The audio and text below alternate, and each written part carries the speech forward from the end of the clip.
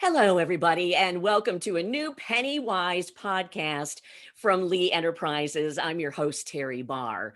All right, if you have been to basically any store or business in recent times, you've probably noticed maybe some things are gone or the prices are up. What is going on? Well, we're going to get some answers today from our friend with Forbes Advisor. Lisa Rowan is here. She's the consumer finance expert with Forbes. Lisa, thank you so much for being here. Thanks for having me. This is something that affects us all, so I'm excited to talk about it. Oh my gosh. Okay, so first of all, just in general, what is going on right now with the supply demand chain and these prices we're seeing? Yeah, suddenly everyone has to pay attention to supply chain. It's not just those experts that are out there, it's affecting us. The thing that we're finding is that supply chains that got messed up last year during the pandemic still are not fixed. And we're seeing new challenges across industries, across products. And basically, what the supply chain is, just to give it like a really basic description for people who aren't familiar and who, have been trying to avoid some of this news, is that supply chain is everything from the raw product that maybe grows in a field to the finished product that lands in your home after it comes off, the delivery truck. So if any part of that system from start to finish gets interrupted for some reason, it breaks down the whole chain and it delays production of the items that we rely on all the time. So what we're seeing right now is different parts of the chain are having interruptions, and that's making it harder to get products to consumers on time. And it's also causing prices to go up for the products that are available because there's a gap between the supply that is available and the demand that consumers are putting on it. And so when there's an imbalance there, that's when you often see prices go up. Can we talk about one example? And I heard about this in the last day or two. Starbucks. Maybe this will be an example, then we can dive into what else you're seeing. But this may be an example that kind of hits home and explains what's really happening. Yeah. So Starbucks, well, they didn't exactly announce it. Reporters figured out that Starbucks has about 25 items on its menu that are just not available in a lot of parts of the country right now. It's everything from, I have it written down, hazelnut syrup, toffee syrup, tea bags, iced tea products. There's a reporter on the Forbes Advisor team who drinks these iced teas all the time. I said, "Are you going to be okay?" And it's a huge chain like that, like Starbucks, and when they can't get a ton of products, they really have no choice but to take them off the menu for the duration until they can get a steady supply of those products. So when you're going to the big chains, you're going to see a lot of things that are temporarily off the menu or they aren't available in the grocery store. And that's going to be something that is going to happen probably regardless of where you are in the country and also regardless of where you shop and where you spend your money. This is not just one business or one chain that's affected, but Starbucks is a really good example of a big business that's facing these challenges. Okay, so that sets us up for what else we are seeing right now go up in price or just not be on the shelves. Tell us more about this, Lisa, and what we can be expecting now in the days ahead, obviously. Yeah. Mhm. Let me start by continuing to talk about food products, right? Because I think that's where a lot of us are going to feel the pinch the most because everyone buys food, Right. right? So you're going to see this in grocery stores and at restaurants. There are shortages across industries, like I said, but one of the big ones that we're seeing is in the meat industry, Mm. poultry in particular. You've probably heard rumors that chicken wings are scarce right now. It's hard to find a chicken wing. And this is where we see this overlap from problems during the pandemic to problems right now. We're still in the pandemic, but if you think about the early days of the pandemic, we had these waves of employees that were getting sick at meatpacking plants. Oh, And yes. so you can't just have them keep working while they're sick, right? You have to shut down the line, you have to close things down. And so that makes it uneven for these supplies to get to the grocery store. We're Oh. seeing that again as we still are trying to get people vaccinated and back to work. We're also seeing this in issues that farmers have been having in getting, steady product out of their areas. And we're also seeing it too with some labor shortages. We'll talk about that probably a little bit later on, but it's hard for some companies to hire right now because workers are realizing that they should probably getting paid more for a lot of the work that they're doing. So there's a bit of a tension there. So if you are getting chicken wings for a cookout this summer, if you're getting hamburger patties, those are probably going to be a little bit more expensive if you can grab them in the grocery store. There was an But if there, if. right? So Right, you've got to right. plan ahead. Do not wait until the day of the barbecue to go get the meat to put on the grill. Okay. Plan Wow. ahead. But it's also outside of our borders too. So, for instance, coffee, we were just talking about Starbucks. Mhm. Coffee is another place where we're going to see issues, not just now, but for the next couple of years, because Brazil, the place where we get most of our coffee beans from, they've had really severe droughts. Yes. So you can't just wish more coffee beans to grow, in fields that have been decimated by drought. So there could be an imbalance. There's enough coffee right now. Like it's going to be okay right now. But over the next few years, you could see lower amounts of coffee coming from these hubs around the world. And that could cause the prices to go up in the grocery store. It is so fascinating to see how this happens, why it happens, and how long it can actually continue on. You would think once Right. everything gets moving, oh, we're good. But no, this Yeah. this has a long-term impact. And I know you're talking about food and we've talked about coffee, but it's not just these kinds of items either that right No. now we're seeing impacted. Yeah, especially if you're thinking about paper products, Yes. everything from baby diapers to paper towels, toilet paper. Like we could see another toilet paper shortage. This is Uh-oh. a really good example of okay. So I know that this boat that got stuck in the Suez Canal happened Mhm. several weeks ago, but we are still seeing the impact of that incident because it delayed shipping back and forth in that area for weeks. I think they are still sort of fixing those issues. So Wow. you have to think about how things get to us. They come on these big boats and big containers.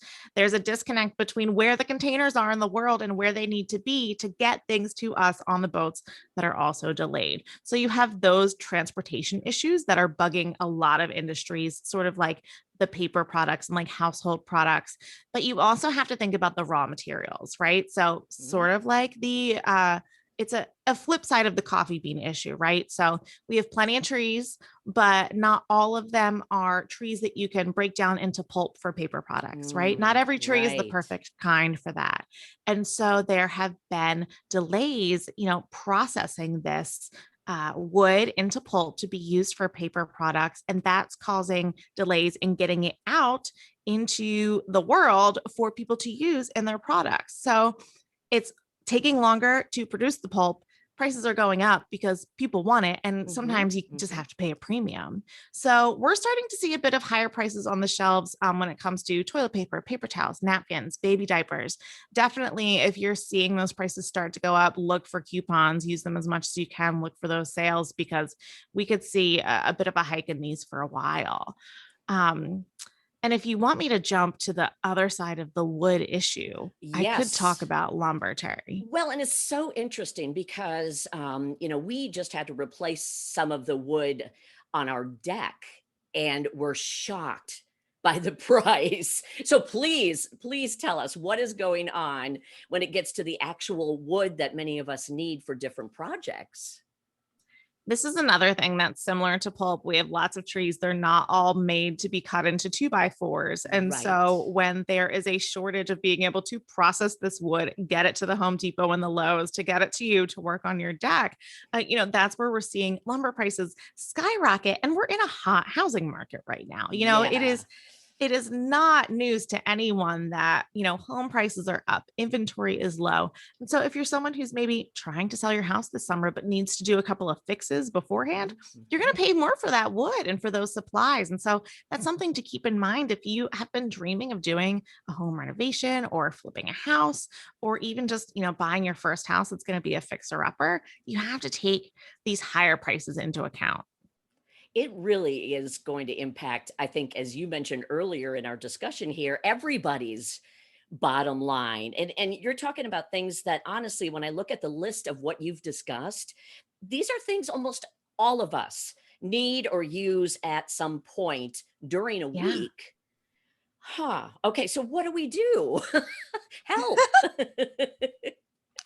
The thing you have to do is hold on tight. And I know that some of this news that we get ends up being alarming because of just looking at the sheer numbers. And I'll give you an example of this. Okay. So today, on the day we're recording, the consumer price index was released for the month of May. And that tells you how much higher or lower prices have gotten for everything. There's a big long list. It's everything from milk to gasoline to lumber. And so what we found in May is that prices went up 5% over what they were in May of 2020. And so, right, this seems alarming to hear 5% and also to hear that it was the biggest 12-month increase since the middle of the Great Recession. So if you're a consumer sitting at home, you're thinking, oh, heck, like, how am I going to afford these things at the grocery store? Like, I can't, I'm already on a tight budget.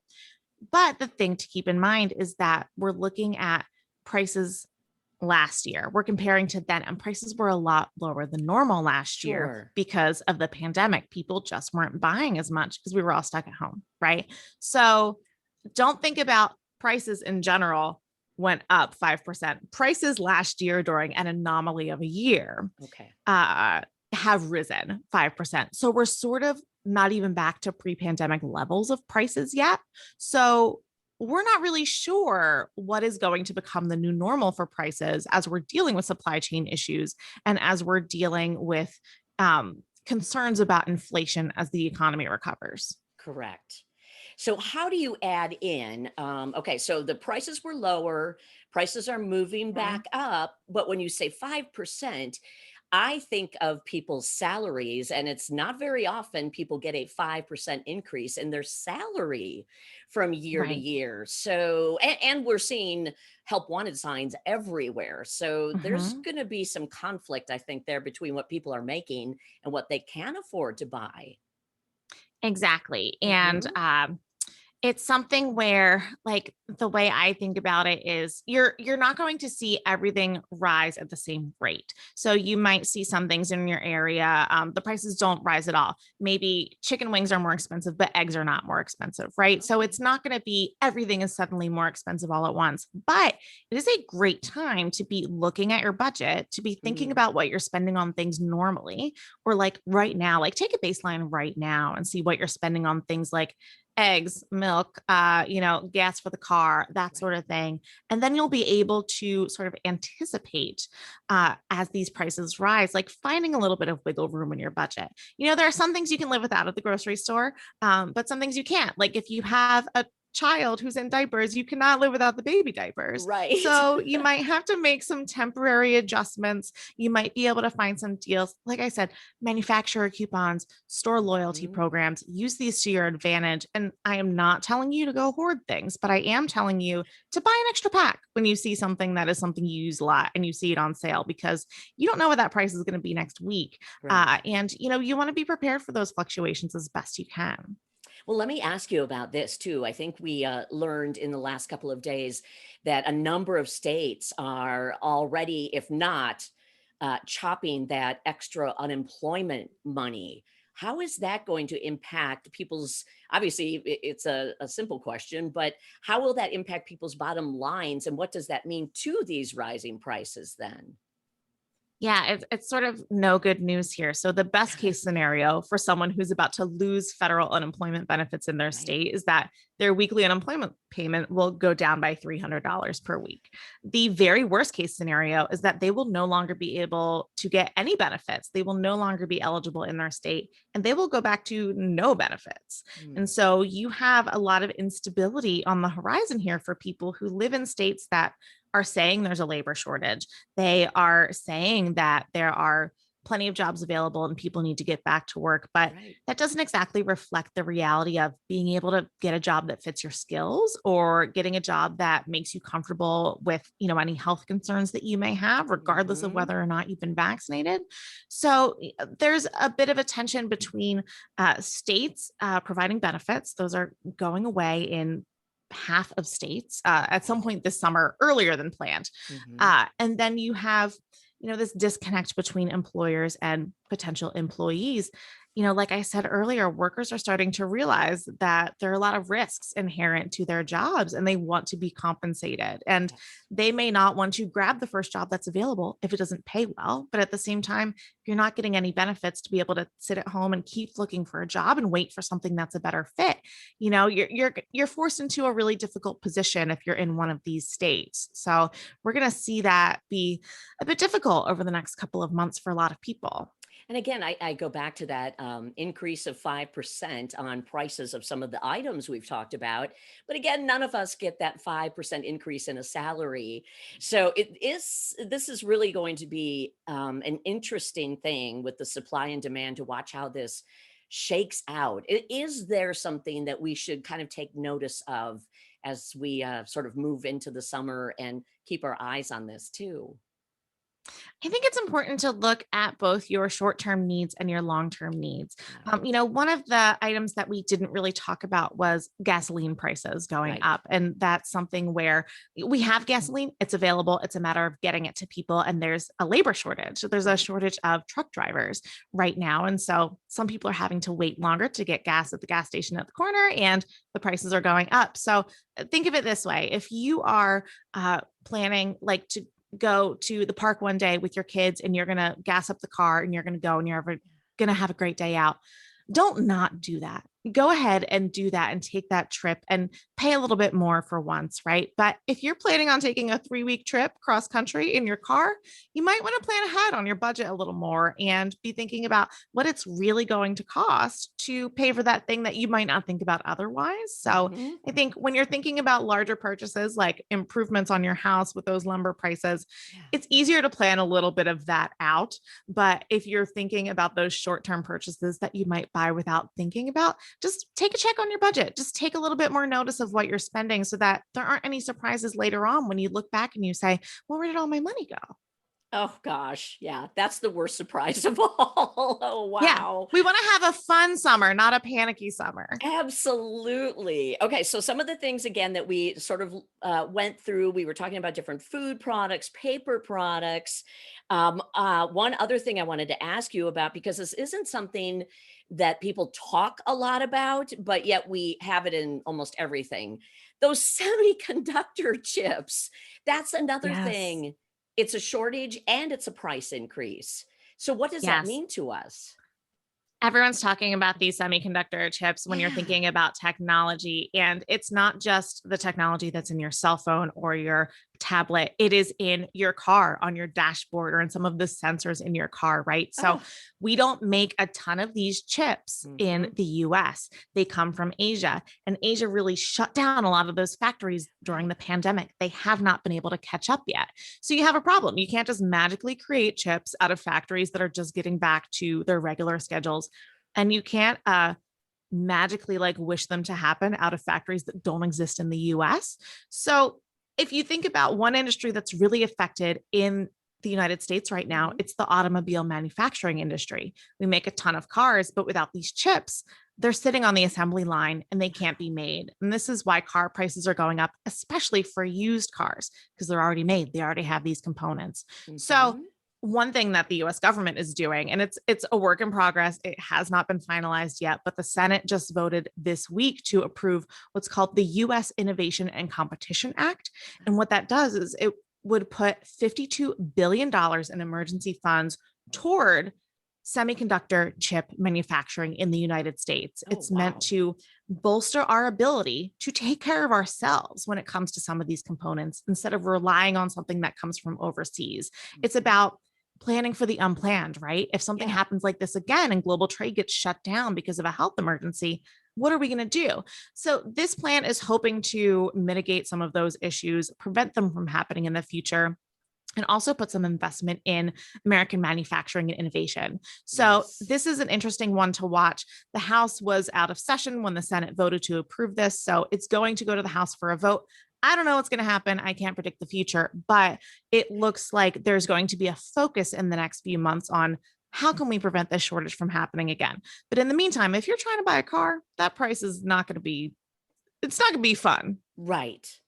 Wow, we have covered a lot of things in this. Always fascinating to talk with you. And I guess bottom line, just everybody, do your budgeting. That's what we talk about in Yeah. every single PennyWise podcast. And, you know, I can talk about it too, but I've learned a lot and have started to try to do what I talk with you about. So it's a good idea. It really is.